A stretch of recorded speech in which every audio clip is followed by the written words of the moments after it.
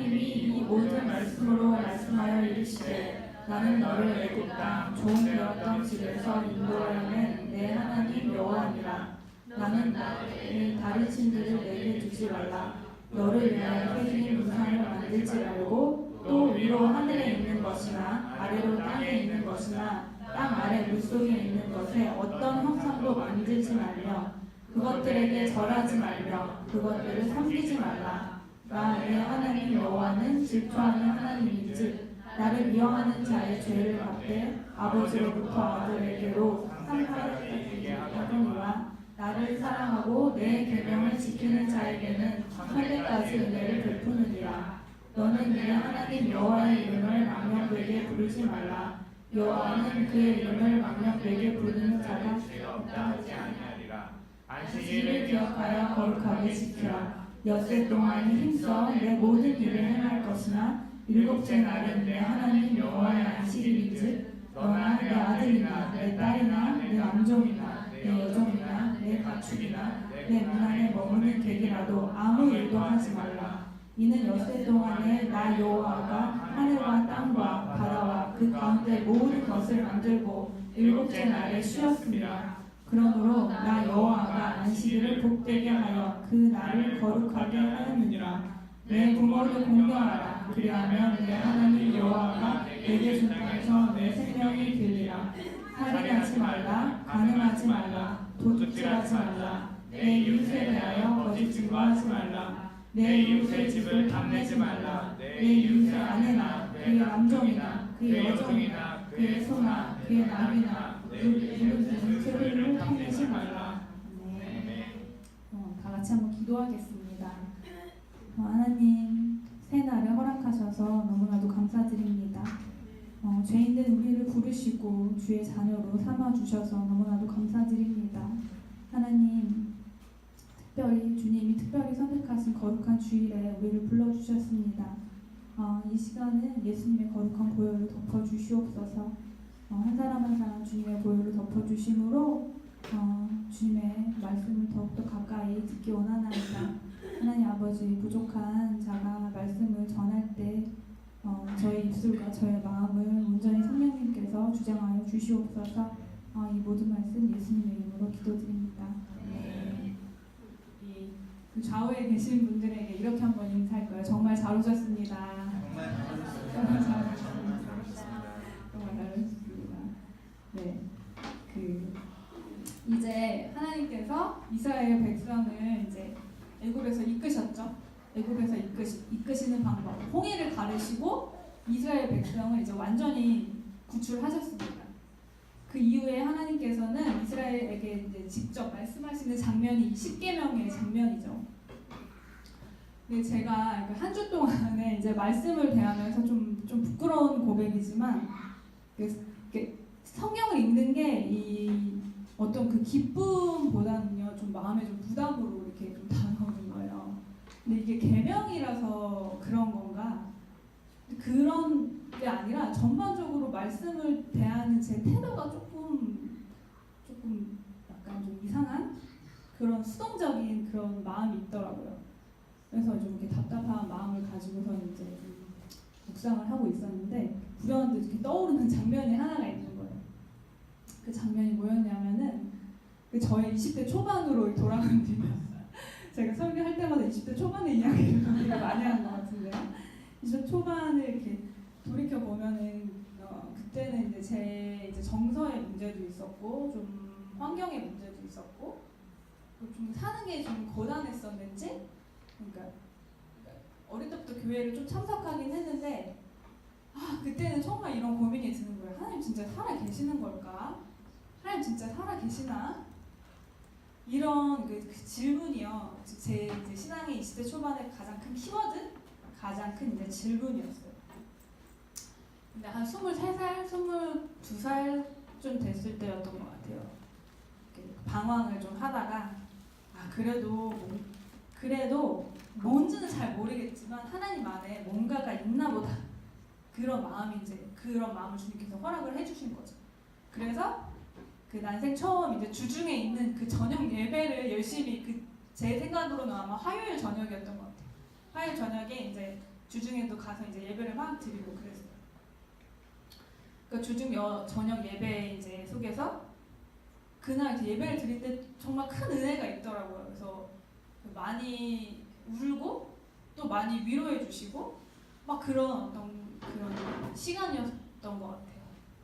그런데 그때 제가 처음으로 하나님의 음성을 들은 거예요. 그 하나님 음성을 듣다니 좀 되게 생소했죠. 좀 어떤 느낌이었냐면은 제가 처음 했던 하나님 음성은 그러니까 막 어떤 확성기를 울리는 것처럼 막 와와와 막 약간 이렇게 워딩으로 들리거나 그렇지 않았고 또 천둥이나 번개 막 이런 것처럼 되게 두려움으로 이렇게 이렇게 무섭지 않았던 것 같아요. 하나님 말씀은 제 마음속에 큰 감동이었어요. 큰 감동으로서 막 이렇게 되게 따뜻한 그런 마음으로 마음을 만져주시면서 이런 말씀을 하시는 거예요. 이니야, 그러니까 너는 나에게 속해 있단다. 그러니까 내가 너를 업고 갈 거야. 라고 말씀을 해주시는 거예요. 근데 저는 되게 신기한 거예요. 이게 뭔가 이렇게 음성이 분명한데 그게 제 마음 가운데 정말 큰 울림으로 이렇게 작용했던 시간이었어요. 그래서 절대 좀 잊을 수가 없는 시간인 거죠. 야, 하나님 진짜 살아계시는 거 맞나 보네. 야, 이거 진짜 나한테 말씀을 하시네. 이런 어떤 처음 경험이었어요. 야, 그리고 하나님께서 나를 업어가신다는 거예요. 그때 제가 막 힘들고 인생을 어떻게 살아야 될지 모르겠고 답답하고 이런 마음이었는데 뭐 멀리 위에서 뭐 이거 해라 저거 해라 이런 게 아니라 저를 들쳐업고 가신다는 거예요. 그러니까 얼마나 큰 안정감의 표현이에요. 이거 얼마나 큰 정말 그런 어떤 감동이었는지 좀 모릅니다. 그래서 와, 하나님께서 나를 업어주신다니 정말 따뜻하다. 야, 하나님 정말 하나님 안전하신 분이신가 보다. 이런 이제 느낌을 받았죠. 그때는 이제 성경을 잘 모를 때였어요. 그래서 그날 화요일날 이제 예배 가운데 은혜를 많이 받고서는 그 다음날 그러니까 학교에 갔죠. 학교에 가서 강의 전에 이렇게 성경책을 폈는데 이 구절을 본 거예요. 출애굽기 19장 4절인데요. 모니터에 좀 띄워주실 수 있을까요? 출애굽기 19장 4절 말씀인데 자, 한 목소리를 한번 읽어볼게요. 시작! 내가 애굽 사람에게 어떻게 행하였음과 내가 어떻게 독수리 날개로 너희를 업어 내게로 인도하였음을 너희가 보았느니라. 이 말씀을 제가 본 거예요. 너무 신기한 거예요. 분명히 어제 예배 가운데 하나님께서 나한테 너를 업고 갈 거야 라고 말씀을 하셨는데요. 그 다음날 제가 학교에 가서 성경책을 딱 폈는데 이 말씀을 접하게 되고 정말 깜짝 놀랐어요. 그래서 요즘 말로 약간 소름이 진짜 돋으면서 야, 하나님이 진짜 살아계시고 그 하나님의 말씀으로 나에게 진짜 말씀하시는구나. 이게 정말 잊을 수 없던 기억이었죠. 와, 그래서 그때 장면이 막 기억나요. 막 마을버스를 타고 학교에 가서 약간 좀 쌀쌀한 그 강의실로 성경을 폈는데 업어간다는 말씀이 이스라엘 백성에게 하나님께서 말씀해 주신 말씀이구나. 근데 나한테도 말씀해 주셨네. 야, 하나님 살아계신다. 하나님 말씀으로 말씀하신다. 라는 것들이 좀 정확하게 정리되고 체험적으로도 좀 알게 되었던 그런 시간이었습니다. 그러니까 그때는 이런 어떤 신기함에 좀 머물러 있었죠. 와, 신기하다. 그런데 이제 요즘에는 성경을 읽을 때 이 마음이 생각이 나는 거예요. 하나님께서 나한테 우리에게 말씀을 주신 이유가요.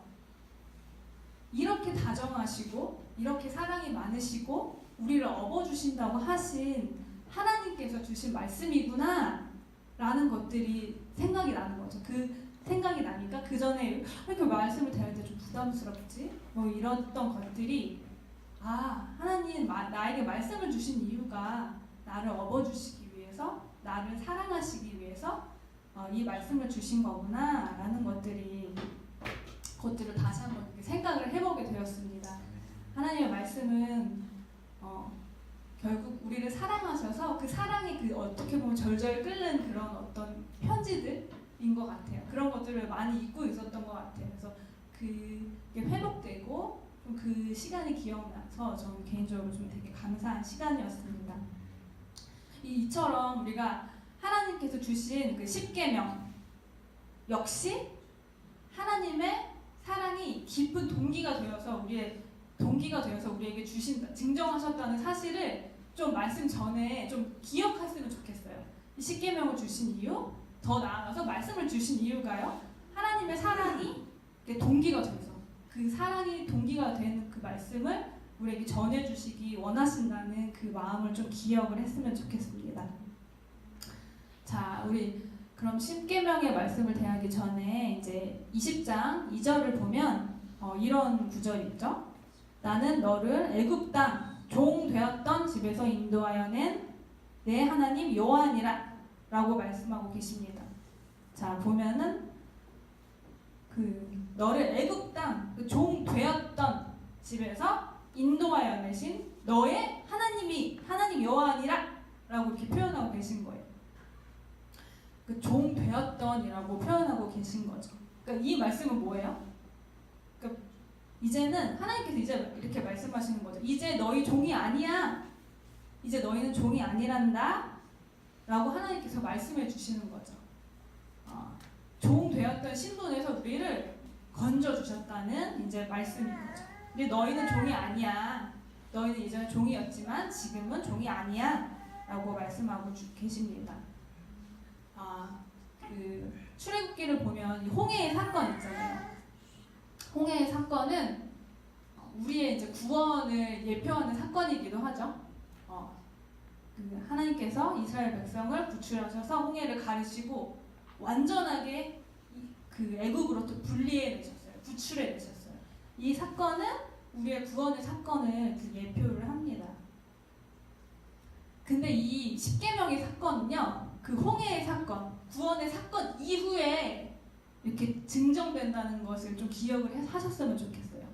그러니까 이 말이 뭐냐면요, 이 구원을 받은 백성, 그러니까 구원의 사건 이후에 십계명이 탁 전달이 됩니다. 이 말은 곧 구원받은 자들에게 이렇게 하나님께서 말씀을 하시는 거예요.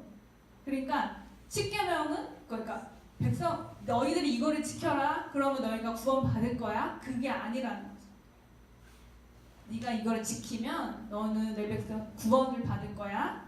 이런 목적이 아니라 이미 구원을 받은 백성이기에 하나님의 백성답게 하나님의 백성으로서 살 수 있도록 이렇게 인도해 주기 위해서 주신 그 말씀이라는 거죠. 쉽게 말하면 십계명은 구원받은 백성의 어떤 가이드북? 이 표현이 잘 정확할지는 모르겠지만 그런 이제 책인 거예요.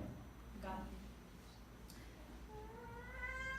구원받은 백성으로서 하나님의 나라의 백성으로서 마땅히 행할 태도, 마땅히 행하는 행실 그런 것들을 이제 알려주시기 위해서 이렇게 주신 계명이라는 것을 기억했으면 좋겠습니다. 예전에 이스라엘 백성은 종이었죠. 종이었어요. 이스라엘 백성이 애굽에서 종이었기 때문에 애굽의 시스템을 따라 움직였습니다. 그러니까 애굽 사람이 하라는 것을 하는 거예요. 애굽 사람이 가라면 가고, 애굽 사람이 오라면 오고, 시키는 일을 하는 거죠. 그러니까 그런 종이었어요. 그런데 이제는 그 애굽에서 구출이 되었죠. 그 20장 2절에 말한 것처럼 종이었던. 그러니까 애굽에서 구출이 돼버린 거예요. 그러니까 이제는 누구예요? 이스라엘 백성이? 이제는 누굴까요? 이제는 하나님께 속한 자인 거죠. 종이 아니라 하나님께 속한 자. 그러니까 홍해 사건 이후에는 저도 성경을 쭉 보면서 좀 기억에 남는 게 하나님께서 이스라엘 백성을 보고 내 백성이라고 표현하시는 게 되게 빈도수가 되게 많이 있어요. 내 백성. 너희는 이제 내 백성이야, 내 거야 라고 말씀을 자주 하시고요. 또 너희의 하나님이 나야 라고 이렇게 말씀을 하는 표현이 되게 자주 나와요. 그러니까 이제는 종이었는데 하나님께 속한 자로서 하나님의 자녀가 되었다는 것이죠. 그러니까 십계명은 하나님의 자녀로서 이렇게 살아가는 방법을 우리에게 알려주는 그런 것입니다. 자, 우리는 그러면 이제 그 종의 반대 개념인 하나님께 속한 그 자유인의 신분이 된 거죠. 자유인의 신분으로서 신분뿐만 아니라 하나님께 속한 사랑을 많이 받은 자녀로서 이 10계명을 좀 읽을 필요가 있는 거예요. 자, 자유라는 말을 여러분 다 좋아하세요? 자유하는 말을 되게 어떤지 모르겠어요. 찬양에도 되게 많이 나오죠. 나는 자유해. 주님, 자유는 참 좋은 것 같아요. 저도 좀 그 어릴 때, 요즘에도 그렇지만 어릴 때 그 자유라는 게 괜히 멋져 보이고 막 괜히 동경이 되는 거예요. 자유란 뭘까? 그런 거 막 고민을 많이 하고 그 자유를 추구하고 막 그랬던 기억이 납니다. 그래서 괜히 그 있어 보이려고 그랬는지 그때 당시에는 그 싸이월드라는 그 SNS가 유행이었는데 그 싸이월드에 올리려고 그랬는지 모르겠지만 제가 이제 막 괜히 그 전주 국제영화제 이런 데 막 가가지고 그 자유에 관한 그 자유를 모티브로 한 영화도 막 찾아보고 막 그랬어요. 지금 생각해보면 기억이 하나도 안 나요. 무슨 내용인지 기억이 하나도 안 나는데 그만큼 제가 뭔가의 그 자유함이 뭘까? 자유라는 게 뭘까라는 것들을 되게 고민했던 기억은 나요. 고민했던 제 형태는 기억이 나지만 그 영화 자체는 기억이 나지 않습니다. 아마 클리어한 대답을 저에게 주지 못해서였겠죠. 근데 신기한 건 제가 이토록 고민했던 어떻게 보면 되게 갈구했던 그 자유에 대한 감각을 어떤 때 제가 딱 느꼈는지 아세요? 그게 바로 예수님을 깊이 체험하고 나서예요. 되게 신기한 거지만 예수님을 깊이 체험하고 나서야 와 진짜 자유하구나, 자유한 게 바로 이거구나 라는 것들을 저는 개인적으로 좀 깊이 좀 체험하는 시간이었어요. 그러니까 예수님께서 그 십자가의 사건을 통하셔서 나에게 새 생명을 주어졌다는 사실, 새 생명이 주어짐으로 나는 이제 더 이상 죄인이 아니라 하나님 나라의 백성으로서 하나님 자녀로서 살아가는 거구나 라는 걸 깊게 깨닫고 나서야 그 참 자유함을 경험하게 된 거죠. 또 되게 신기한 일이에요. 그전엔 그토록 막 찾고 싶었고 막 좀 뭔가 고통스럽고 얽매이는 것 같았는데 예수님을 깊이 만나니까 뭐야 이게 진짜 리얼 자유네? 그런 어떤 것들이 저한테는 되게 명확했던 것 같아요. 그러니까 그간에 무언가에 좀 얽매인 거? 왜 그렇잖아요. 특히나 뭐 지금도 그럴 수 있지만 이렇게 20살 때나 이럴 때는 나는 왜 이렇게 똑똑하지 못할까? 나는 왜 이렇게 건강하지 못할까? 우리 집안은 또 왜 이렇게 좀 부족할까? 또 왜 이렇게 재정적으로 능력이 없을까? 뭐 이런 것들이 어떻게 보면 우리를 되게 얽맨다고 생각을 했고 그런 얽매임으로부터 벗어나고 싶었고요. 그런 얽매임으로부터 좀 탈출하고 싶었던 그 마음 기저에 그 자유를 바랬던 그 마음이 있었던 것 같아요. 그런데 예수님을 만남으로써 그 무언가의 얽매임이라든지 그 부자유스러운 그런 것들이 이제 제거되게 돼버린 거죠. 그럼으로써 하나님 안에 자유가 있구나 그 자유를 느끼게 된 것입니다. 그러니까 예수님께서 내 삶의 주인이라는 게 명확하게 이해가 되니까 그간에 갈망했고 어렴풋이 인지됐던 그 자유라는 그 단어들이 그 제 개인적인 삶에 깊이 이제 체험이 되게 된 겁니다. 자, 사람은요 자기 몸에 딱 맞는 옷을 입어야만 안정감과 자유함을 느끼죠. 제가 이제 그 서우를 되게 좋아하는데 그 서우가 입은 옷이 너무 예쁘다고 서우가 입은 옷을 똑같이 사요. 그래서 제가 막 입습니다. 그러면은 저는 자유할까요? 자유하기는커녕 어디 잡혀갈지도 모르죠. 그러니까 좀 그런 걸 생각만 해도 좀 부자연스럽고 우스꽝스럽죠. 또 제 발이 이제 245인데 어떤 신발이 너무 예뻐. 근데 230이야. 그래서 막 사서 신고 막 억지로 다녀요. 그러면은 제가 얼마나 불편할까요? 이런 것처럼요. 자유라는 것은 내가 하고 싶은 대로 막 하는 그런 야생의 상태를 말하는 게 아닌 것 같아요. 내가 하고 싶은 대로 막 하는 거야. 좋아 보인다고 막 먹고 예뻐 보인다고 입고 막 멋있어 보인다고 막 사귀고 약간 이런 내가 하고 싶은 대로 하는 제약이 없는 상태가 자유함이 절대 아닙니다. 그 자유함이라는 것은 그 창조의 본연의 모습, 그러니까 하나님께서 우리를 지으시고 우리를 그 만드신 목적대로 우리가 살아갈 때 하나님께서 먹으라는 것을 먹고 하나님께서 입으라는 것을 입고요. 하나님께서 가라는 대로 가고 하나님께서 오라면 오고 이런 상태가요. 우리의 진정한 자유인 거죠. 아멘. 자, 그러니까 다시 한번 정리를 해보면 하나님께서 우리에게 십계명을 주신 이유가 우리가 이제는 더 이상 종이나 노예가 아닌 자유인으로서, 그러니까 하나님의 자녀로서 살아가는 방법을 알려주시기 위한 사랑의 표현인 거죠. 자, 그 계명은요 우리 노력으로 완전해질 수 없지만 예수님께서 이 땅에 오셔서 우리 안에 거하심으로 완전하게 이루어주심을 믿습니다. 자, 우리 좌우 옆 사람에게 이렇게 한번 고백해 볼까요? 예수님 안에만 참 자유가 있습니다. 예수님 안에만 참 자유가 있습니다. 예수님 안에만 참 자유가 있습니다. 네. 자, 우리에게 말씀을 주신 이유가 사랑하셔서 말씀을 주셨죠. 그리고 십계명을 주신 이유가요. 자유인으로서 하나님의 백성답게 살아가기 위해서 십계명을 주셨다는 사실을 한번 기억하고 우리가 십계명을 한번 다시 읽어봤으면 좋겠어요. 하나님께서 말씀을 주신 이유는 우리를 사랑하셔서고요. 우리에게 자유인의 신분으로 하나님 백성답게 살아가도록 십계명을 주셨는데요. 그 마음을 기억하면서 다시 한번 그 본문을 읽어봤으면 좋겠습니다. 출애굽기 20장 1절부터 17절인데요. 다 같이 한 목소리로 합독하도록 하겠습니다. 시작. 하나님이 이 모든 말씀으로 말씀하여 이르시되 나는 너를 애굽 땅 종 되었던 집에서 인도하여 낸 내 하나님 여호와니라. 너는 나 외에는 다른 신들을 내게 두지 말라. 너를 위하여 새긴 우상을 만들지 말고 또 위로 하늘에 있는 것이나 아래로 땅에 있는 것이나 땅 아래 물속에 있는 것에 어떤 형상도 만들지 말며 그것들에게 절하지 말며 그것들을 섬기지 말라. 나 내 하나님 여호와는 질투하는 하나님인즉 나를 미워하는 자의 죄를 갚되 아버지로부터 아들에게로 3,400까지 있게 하거니와 나를 사랑하고 내 계명을 지키는 자에게는 천대까지 은혜를 베푸느니라.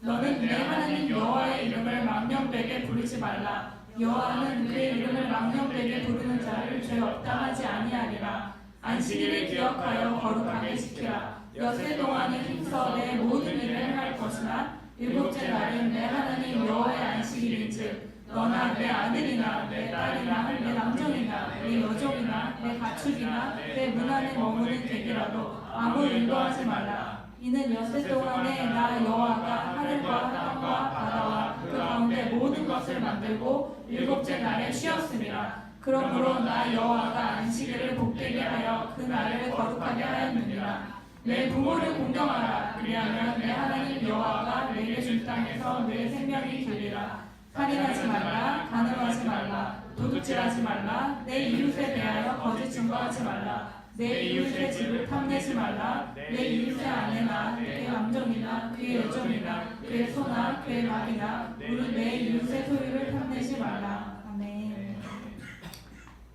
네. 자, 십계명을 쭉 읽다 보면요, 저는 십계명을 쭉 읽으면서 특별히 그 제4계명이라고 하죠. 그 안식일을 기억하여 거룩히 지키라, 거룩하게 지켜라 라는 그 안식과 관련된 부분에서 제 눈이 되게 많이 머물더라고요. 그러니까 그 요즘처럼 그 개인의 그 쉼을 중요시하는 시대도 드문 것 같아요. 좀 예를 들어 뭐 그 전에 뭐 또 유행했지만 힐링이라는 단어, 또 소확행, 뭐 소소하지만 확실한 행복, 뭐 이런 것들이나 좀 요즘에 또 대표적으로 나타날 수 있는 단어가 뭐가 있죠? 바로 워라밸, 워크앤라이프 밸런스 같은 거. 그런 것들, 그 현대 단어 안에 그 숨겨진 의미는 바로 이제 이런 단어들 안에 숨겨진 의미는 바로 이제 잘 쉬자, 좀 잘 쉬자, 이거 쉬어야 된다, 이런 것들이죠. 그런데 하나님께서는요 이미 창세 때부터 이 쉼, 그러니까 안식의 중요성을 좀 알고 계셨고 저희에게 말씀을 주고 계셨어요. 자, 하나님께서 세상을 창조하시고 언제 쉬셨죠? 그 일곱째 날에 쉬셨죠? 자, 그러면 사람은 언제 창조됐죠? 여섯째 날에 창조됐죠? 그러면 사람에게 있어서 사람이 딱 창조되고 7일째 하나님께서 쉬셨으니까 사람은 창조되고 나서 쉼을 먼저 안식하고 그 다음에 일을 하기 시작한 거죠. 그러니까 인간에게 일이 먼저가 아니에요. 창세기에서 보면 인간이 창조되고 나서 하나님과 안식을 하고요. 그 다음에 일을 시작합니다. 이런 것처럼 우리 존재 자체가 하나님께서 우리를 안식하시고 그 다음에 좀 일을 하기 원하시는 그런 존재로 지음받았다는 사실을 좀 기억했으면 좋겠습니다. 그러니까 성경은요 여러 것에서 정말 안식일을 강조하고 또 이제 뭐 신약에서도 안식일의 이슈들이 많이 있죠. 자, 그리고 안식일은 또 지금 십계명 이전에 또 좀 볼 수 있는 사건이 있어요. 바로 이제 만나를 내리는 그 사건 안에서도 6일째는 이틀분의 만나를 내려주심으로 7일째는 너희가 안식해라 나가지 말아라 이렇게 말씀을 하시죠. 그리고 다시 십계명 안에 그게 포함이 되어서 이제 말씀해 주시는 거예요. 그러니까 십계명은 유일하게 주님께서 하나님의 백성에게 직접 말씀해 주신 계명인데 그 보면은 십계명 중에 그 안식일에 대한 설명이 가장 길어요. 가장 할당량이 큰 거죠. 또 십계명의 구조를 한번 보면요. 그러니까 1, 2, 3계명은 그 하나님과의 관계를 다루는 계명이라고 할 수 있죠. 그리고 5계명 이하는 인간과의 관계를 다루는 계명이라고 할 수 있죠. 그러니까 4계명, 안식일 계명은 어떻게 보면은 그 10계명의 허리 역할을 하는 계명이라고 볼 수도 있는 것 같아요. 그러니까 안식일을 잘 지키는 것, 안식일을 정말 잘 지키는 것이 하나님과의 관계, 또 인간과의 관계를 잘 풀어가는 그 단서가 된다는 생각이 좀 들었습니다. 그러니까 우리가 건강을 위해서 운동을 할 때요, 그 가장 많이 이제 집중받는 그런 근육이 어딘가요? 바로 코어 근육이죠. 그 허리 근육, 배 근육. 이게 정말 중요하다. 그래서 이 근력을 키워야 된다라는 이제 그 이야기들을 많이 하고 우리가 많이 그렇게 운동을 하고 있는데 이처럼 그 안식일을 지키라는 그 계명이요. 저한테는 그 코어 근육처럼 느껴지는 거예요. 이거 뭔가 단단하게 하면 정말 좋겠다. 단단하게 함으로 하나님과의 관계, 인간과의 관계 안에 있는 하나님 안에 있는 풍성함을 누릴 수 있겠다. 이런 어떤 좀 생각이 들었습니다. 또 이제 십계명을 보면 이제 하나님께서 이제 이렇게 쭉 말씀하시고 증거판에 돌판을 이렇게 새겨서 모세에게 바로 주시기 전에 또 한 번 안식일에 대해서 언급을 하세요. 그 언급은 출애굽기 31장 12절부터 17절까지 있는데요. 한 목소리로 한번 읽어보도록 하겠습니다. 시작. 여호와께서 모세에게 말씀하여 이르시되 너는 이스라엘 자손에게 말하여 이르기를 너희는 나의 안식일을 지키라. 이는 나와 너희 사이에 너희 대대의 표식이니 나는 너희를 거룩하게 하는 여호와인 줄 너희가 알게 함이라. 너희는 안식일을 지킬지니 이는 너희에게 거룩한 날이 됨이라. 그 날을 더럽히는 자는 모두 죽일지며 그 날에 일하는 자는 모두 그 백성 중에서 그 생명이 끊어지리라. 여세 동안은 일할 것이나 일곱째 날은 큰 안식일이니 여호와께서 거룩한 것이라. 안식일 일하는 자는 누구든지 반드시 죽일지니라. 이같이 이스라엘 자손이 안식일을 지켜서 그것대로 영원한 안식을 삼을 것이니 이는 나와 이스라엘 자손 사이의 영원한 표징이며 나 여호와가 여세 동안의 천지를 창조하고 일곱째 날에 일을 마치고 쉬었음이니라 하니라. 네. 자, 이 말씀을 보면 좀 무섭기도 한데 안식일을 지키지 않으면요 그 생명이 끊어진다고까지 말씀을 하십니다. 이처럼 하나님은 그 안식일을 지키는 것에서 대해서 정말 중요하게 생각을 하신다는 사실을 출애굽기를 보면서 좀 다시 한번 느끼게 되는 거죠. 그런데 그 하나님께서 안식일을 기억하여서 거룩하게 지키라고 하셨는데요. 사실 저는 개인적으로 좀 그런 마음이 들어요. 안식일을 좀 잘 지키는 게 좀 생각보다 쉽지가 않더라고요. 저는 지금 이제 남편도 없고 자식도 없는 그 솔로의 몸인데 그 솔로들이 생각하는 그 쉼이 뭐예요? 솔로들이 생각하는 쉼 아마 이런 거 아닐까요? 이렇게 뭐 밤 늦게까지 영화를 보다가 대낮까지 밤까지 막 그동안 못 봤던 영화를 보고 그 다음날 막 12시 아니면 1시, 2시까지 쭉 잠을 자요. 쭉 잠을 자고 그런 거 이제 꿀잠? 꿀잠을 딱 자고 딱 일어나죠. 일어나면 배가 고프죠? 그때 뭘 해요? 치킨을 시켜 먹죠. 너무 행복해요. 치킨을 시켜 먹습니다. 치킨 시켜 먹고 좀 다시 있다가 좀 적적해요. 그러니까 친구들한테 연락해서 동네에서 만나기로 해요. 동네에서 만나서 달달한 디저트를 먹고 이렇게 하루를 마무리하는 근데 그런 쉼이 저도 먼저 떠오르더라고요. 그런데요. 근데 이런 육체적인 쉼이 정서적인 쉼이 우리의 기준이 되나요? 매일 이렇게 할 수는 없겠죠? 네. 그 쉰다는 게 뭘까? 가끔은 뭐 그렇게 할 수도 있을지언정 이 쉼이라는 게 뭘까라는 좀 생각을 좀 해보게 됩니다. 저는 이것처럼 좀 안식일을 지키는다는 거 이게 좀 쉽지만은 않았던 것 같아요. 그래서 예전부터 안식일을 잘 지키는 게 뭐지? 막 그런 고민이 있었던 것 같아요. 그래서 현대의 안식일이 무엇으로 정의하고 있는지 좀 찾아봤습니다. 자, 간단한 퀴즈? 퀴즈는 아니고 구약에서 말하는 그 안식일은 요즘 말로 언제일까요? 아시는 분? 네, 수강 형제. 공휴일이죠. 그쵸? 공휴일이죠. 그런데 월화 수목 금 토 일 중에 자 구약에서 말하는 안식일 언제일까요?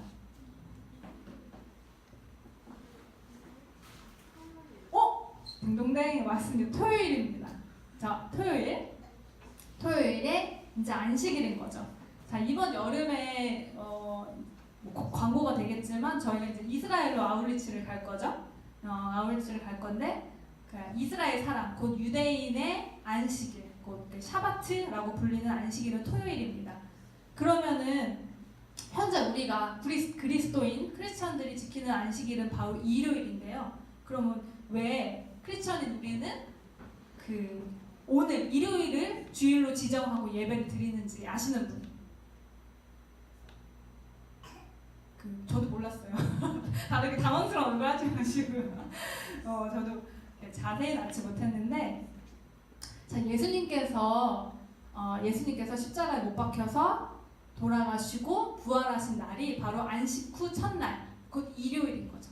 그래서 크리스천들은요 예수님의 부활을 기념하는 그 날을 지정해서 예배를 드리기로 한 거예요. 그래서 우리는 이렇게 예수님을 기념하는 그런 날에 약속을 하고 다 같이 모여서 예배를 드리게 되는 겁니다. 그러니까 그 구약의 안식일의 개념에 더해져서 예수님의 부활하신 날을 기뻐하고 찬양하는 그런 날이 바로 주일이 된 거죠. 자, 그러면 이제 말씀으로 다시 돌아가 볼게요. 주일 요즘에 말하는 그 주일이니까 교회 가야지 할 때 그 주일이 이래서 정해진 거구나라는 걸 한번 짚어봤는데요. 그러면은 그 성경 10계명에서 안식일을 무엇라고 말하는지 좀 보겠습니다. 처음에 이렇게 시작을 하죠. 안식일을 기억하여 거룩하게 지켜라 라고 말씀하고 계세요.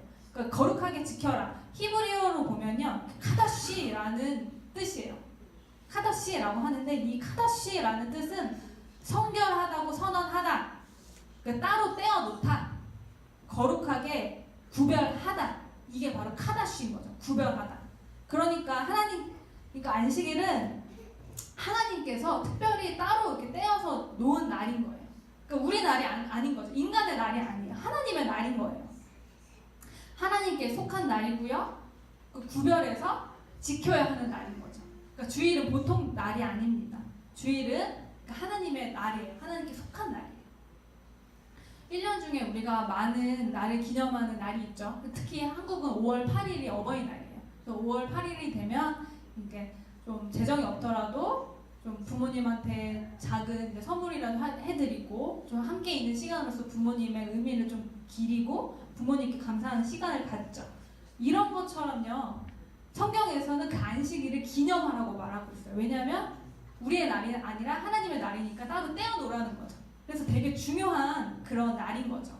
그러니까 주일은 이렇게 주님의 날인 거예요. 우리 옆 사람에게 이렇게 한번 얘기해 볼까요? 주일을 구별하여 하나님께 올려드립시다. 주일을 구별하여 하나님께 올려드립시다. 네, 이런 것처럼 주일의 개념이 주일이니까 교회 가야지, 그런 걸 더 넘어섰으면 좋겠어요. 주일은 내 날이 아니지, 하나님의 날이지, 따로 구별한 날이지, 이런 것들이 우리 마음 가운데 더 깊이 새겨졌으면 좋겠어요. 카다시의 날, 거룩하여 떼어진 날, 나의 날이 아니라 하나님의 날이다. 이런 기대로 이 예배를 더 사모하는 마음으로 오셨으면 좋겠습니다. 자, 제가 이제 초등학교 4학년 때 저희 어머니가 회식을 하셨는데 가장 큰 변화가 이제 저와 제 남동생을 데리고 반드시 교회 가셨죠. 어떨 때는 이제 때려서라도 교회에 끌고 가시는 거예요. 끌고 가셨어요. 그리고 또 이런 게 기억이 나요. 평일에 옷을 사거나 이러면은 새 옷이니까 얘야 그거를 잘 뒀다가 주일날 하나님 배에 나갈 때 입고 와라, 이렇게 말씀을 하셨죠. 그리고 또 주일날에는 TV 같은 거 보지 말아라 라고 하셨죠. 처음에는 좀 이해가 안 됐어요. 왜 이렇게 하시나 우리 어머니가. 그런데 그 시간이 지나면서요, 그 교회를 가는 거, 예배를 드리는 게 좀 즐겁고 좀 어린 나이였지만 하나님을 좀 기쁘게 해드렸으면 좋겠다라는 그 마음으로 점차 변화가 되었던 거죠. 근데 그 마음의 변화가요, 제가 교회에 매일 출석을 해서 좀 봉사해서 그 규율을 지켜서 그 마음이 제 안에 있었을까요? 그건 아니죠. 그 예배에 참석함으로써 하나님께서 저에게 은혜를 부어주시는 거예요. 사랑을 부어주시는 거예요. 그 사랑과 은혜를 아니까 제 마음이 자연스럽게 변화가 됐던 거죠. 그러니까 이처럼 하나님께서 안식일을 하나님의 날로 딱 지정을 하시고 주일을 따로 떼서 우리를 부르신 이유가요, 우리랑 더 가까이 하기 원하시는 거예요. 우리랑 더 가까이 하기 원하시고 하나님 안에 있는 좋은 거를 우리에게 주시기 원하셔서 그 날을 떼어서 우리를 부르신 거죠. 자, 우리는요, 세상에서 끊임없이 우리의 능력에 대해서 평가받는 시대를 살고 있습니다. 요즘 시대는 능력뿐만 아니라 이렇게 좀 외모도 평가받는 시대를 살고 있어요. 그러니까 내 점수, 내 능력에 따른 결과, 이런 것에 있어서 좀 불안하고 두렵고 그런 시대를 살고 있죠. 그런데 하나님께서는 주일 날만큼은, 하나님의 날만큼은, 그 구분된 날만큼은 하나님께 나와라. 하나님께 나와서 뭘 하냐면요, 우리가 누군가를 기억하라는 거예요. 우리가 누구예요? 우리가 어떤 능력에 따라서, 하나님 앞에서 어떤 능력에 따라서 평가받는 자녀입니까? 그게 아니라는 거죠. 하나님께서는 우리를 사랑하시는 자녀로서 그 나를 누리라고 하나님께서 그 예배를 초점하고 계시는 겁니다. 그러니까 우리가 세상에서 우리의 정체성을 까먹고 있다가도 주일날 오면 내가 하나님께 속해 있지 라는 사실을 다시 한번 기억하게 되는 거죠. 자, 지금 애들 좀 다 자고 있는데 좀 이렇게 아장아장 좀 예쁘게 걷고 있는 현서라든지 이제 서은이를 봤을 때 저 녀석들 저 한 주 밥값은 했나, 분유값은 벌었나, 약간 이렇게 막 보진 않잖아요. 그냥 있는 것 자체로 너무너무 예뻐요.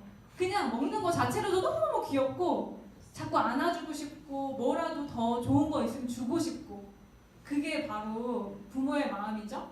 이런 것처럼요, 하나님께서 주일날 우리 오시면요, 주일날 우리를 부르셔서 현서랑 서은이 바라보듯이 그 사랑스러운 눈빛으로 우리랑 교제하기 원하셔서 그 우리를 불러주셨다는 사실, 안식일을 통하여서 더 깊이 만나기 원하신다는 사실을 좀 기억했으면 좋겠습니다.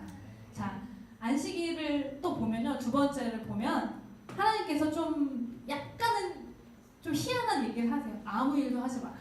아무 일도 하지 마. 나를 따로 떼어놓고서 우리를 부르시고 네가 누군지 기억해라. 그리고 나를 기억해. 나는 너의 하나님이야. 너는 나의 자녀야. 라고 기억하시고 우리를 부르시고 나서요, 하나님께서 아무 일도 하지 말라고 하세요. 근데 그 왜 아무 일도 하지 말라고 했을까요? 그 이유는 물론 우리가 육체적인 쉼도 필요하고요, 정서적인 쉼도 필요하죠. 그런데 더 핵심적인 내용은요. 출애굽기 그 16장 29절에서 31절에 보면은 나와 있어요.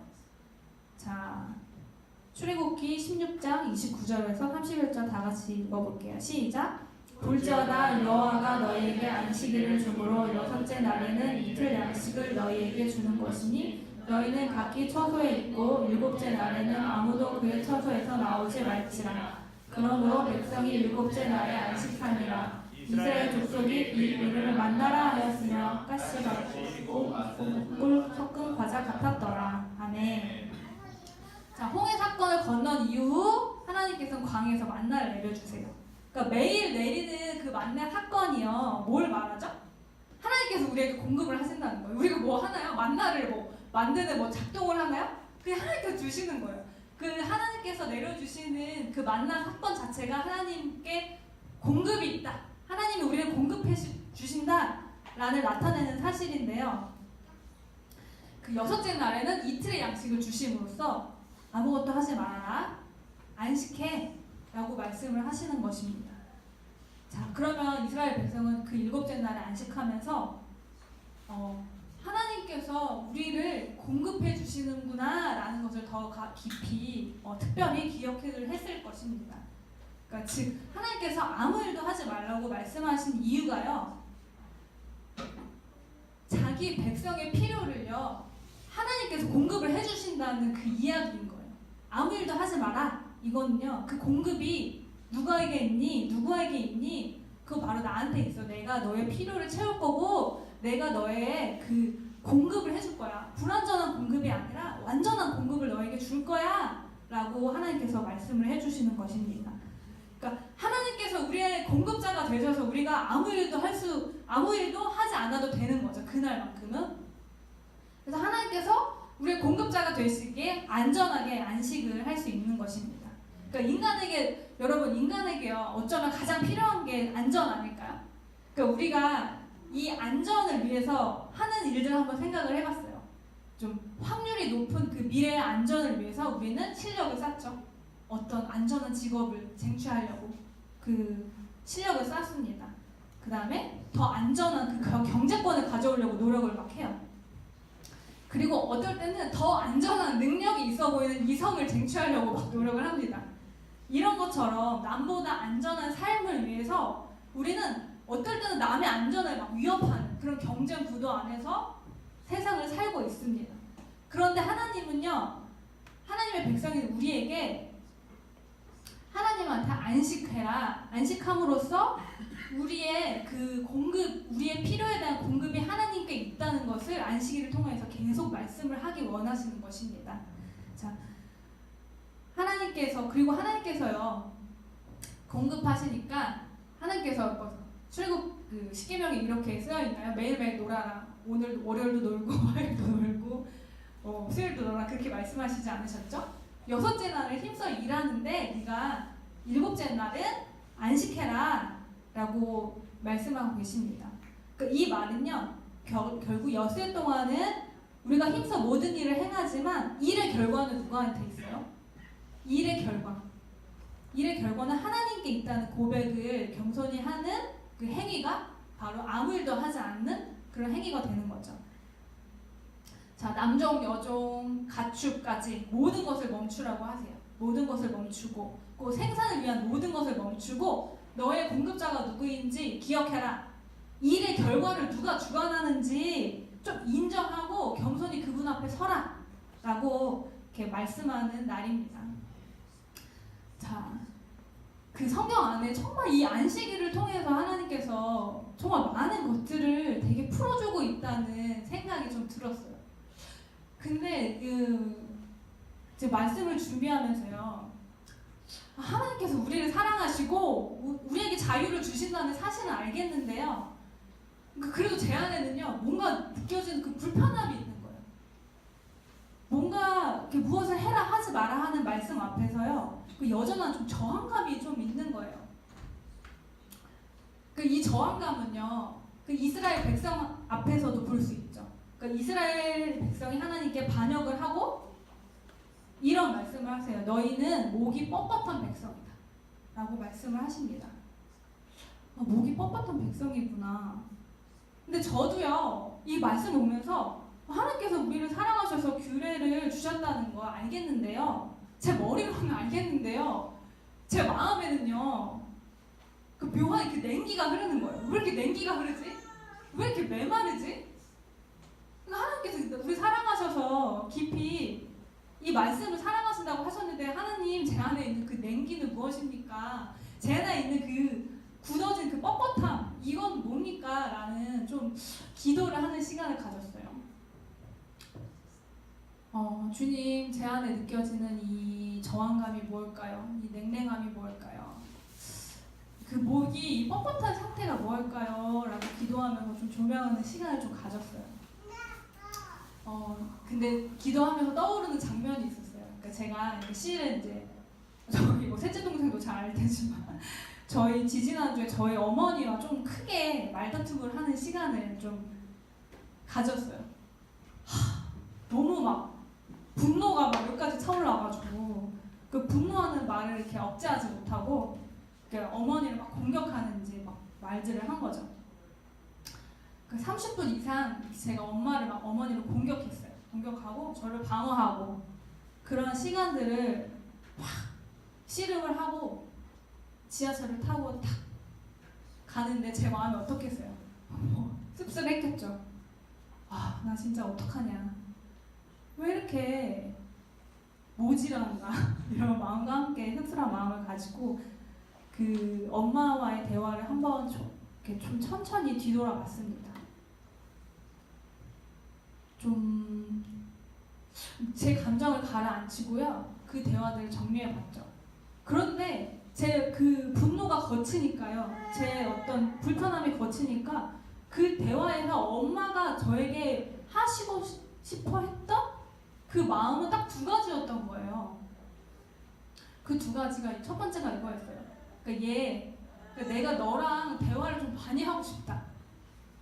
너랑 나랑 대화할 시간이 없지 않냐? 그러니까 내가 자꾸 너에 대해 오해하게 된다. 그러니까 나에게 좀 대화할 시간을 좀 달라. 이게 엄마의 첫 번째 이야기였어요. 그 두 번째 이야기는요, 이거였어요. 네가 바쁘게 살고 그런 것도 괜찮지만 나는 네가 좀 더 건강했으면 좋겠다. 신체적으로 아프지 않았으면 좋겠고 건강했으면 좋겠어. 라고 이제 말씀을 해주시는 거죠. 그러니까 이렇게 부모님께서 저를 향한 사랑의 마음을 표현하고 싶어 하는데도 제 마음에는 이런 생각을 하고 있는 거예요. 엄마 말은 뻔해. 나한테 스트레스만 주지 나한테 아무런 도움이 안 된다. 이런 저항의 마음이 있으니까 그 부모님의 이야기가, 엄마의 이야기가 그 대화가 되지 않고요. 어떤 언쟁으로 번져나가는 것입니다. 뭐 제가 왜 이렇게 목이 뻣뻣하고요. 그 언쟁적이고요. 그 판단하는 마음을 가졌을까요? 그걸 이렇게 조명을 하는데 다름 아닌 제 안에 그 교만함이 깔려있는 고집이었던 거예요. 그 고집이 있으니까요. 부모라면 응당 이렇게 해야지, 사람이라면 응당 이렇게 해야지 그런 나만의 생각에 사로잡혀서요. 내가 하나님의 자리에 올라가 있는 거예요. 내가 판단자의 자리에 올라가 있는 거예요. 그래서 교만한 눈으로 상대를 바라보는 거예요. 근데 그게요, 심지어 부모님한테도 그러는 거예요. 부모님한테도 내가 하나님의 자리, 판단자의 자리에 올라가서 내가 판단을 하는 거예요. 그러니까 여러분, 그 존재가요, 심지어 부모님조차도요, 하나님께서 허락하신 그 존재로 보이기보다는요, 내 생각에 맞춰야 하는 어떤 기능으로 보이는 거예요. 그 어머니라는 귀한 존재가 아니라요, 내 생각에 따라서 움직여야 되는 어떤 기능으로 보이는 거예요. 그러니까 그 기능이 나의 바람과 나의 생각에 맞지가 않으면요, 화가 나요. 그 기능대로, 내 생각대로 그 존재가 움직여주지 않으면요, 저는 너무 화가 나는 거예요. 짜증이 나고 스트레스를 받는 거예요. 이게 내 상태구나. 하나님께서는 그 계명을 통해서 끊임없이 너를 사랑한다. 내 안에 자유가 있고 내 안에 공급이 있어. 그러니까 너는 나한테 와서 좀 쉬어. 나한테 와가지고 좀 나의 사랑을 누려 라고 말을 하는데도요, 제 마음에는요 그 뻣뻣한 냉랭한 그 교만한 그 마음이 있었던 거죠. 근데 이런 목이 뻣뻣한 그런 문제가 비단 저만의 문제는 아닌 것 같습니다. 그 이스라엘 백성처럼 목이 뻣뻣하게 하나님의 계명 앞에 고개를 숙이지 않고요, 내 마음대로 하고 싶어하는 교만함의 마음이 가득한 것이 바로 인간의 본성입니다. 심지어 우리가 하나님 자체도요, 어떨 때는 하나님 존재로 보기보다는요, 나의 생각에 맞춰서 기능해주기 원하는 그 무언가로 바라볼 때가 있는 것 같아요. 그러니까 우리가 하나님조차도 그렇게 바라보고, 내 가족, 내 친구, 내 동료를 바라볼 때 사랑의 존재보다는 내 기준에 맞춰서 움직여져야 되는 그 기능으로 바라보고 있었던 부분이 있는 것 같습니다. 우리가 이 시간에 좀 우리 마음을 좀 뒤돌아봤으면 좋겠습니다. 그리고 좀 기도했으면 좋겠어요. 하나님, 이 시간에 우리의 죄된 마음과 교만한 마음, 내가 하나님의 자리, 판단자의 자리에 앉아서 모든 걸 조정하고 싶어하는 그 굳은 마음, 그런 굳은 마음을 좀 제거해달라는 기도를 하기 원합니다. 이런 고백을 하면서 주님께 더 가까이 나아갈 때 하나님께서 우리의 굳은 마음을 제거해 주실 것입니다. 그리고 하나님께서는요, 사랑으로 말씀하신 그 계명의 참 의미를 우리에게 진짜로 알게 해주실 거예요. 그리고 안식을 통해서 우리를 회복하고 우리의 모든 필요를 채우시는 그 사랑의 하나님을 더 깊이 누리게 될 것입니다. 이 시간 우리가 좀 굳은 마음을 제거해달라